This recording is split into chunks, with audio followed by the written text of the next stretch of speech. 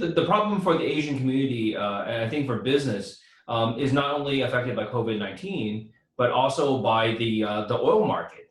The crash in the oil market, you know, a lot of Asian people, a lot of Chinese people work in the oil and gas industry here in Houston, and this was a very important source of income. Schlumberger just announced that they're laying off 20,000 people. And I know a lot of those people are Chinese because they've contacted me asking me if we can help them. And there's not a lot that we can do. And other than helping them find an unemployment insurance benefits. So the last thing that is hitting us really hard is this escalating tensions with China.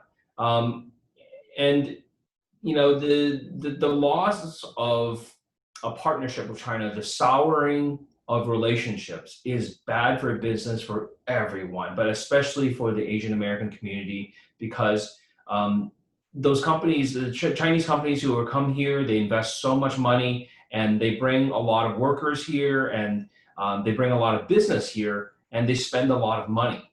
And a lot of the money is spent in Asia Town, a lot of the money is spent you know, helping out Asian businesses, and that might go away.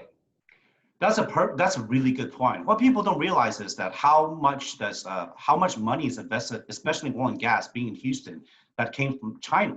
Yeah. We welcome all investment from all over the world, you know, being in Houston.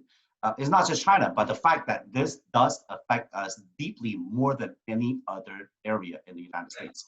And literally, you know, the state and the city of Houston have spent almost a decade, maybe more than a decade, trying to recruit companies from China, from Taiwan, from Japan, and trying to convince them that this is the place to set up. This is the place to build their factory. This is the place to build their distribution center. This is the place to build their headquarters. We spent all that time and effort doing that. And this one closure, this one fight with Trump may have ruined almost 2 decades of work. And this is very serious.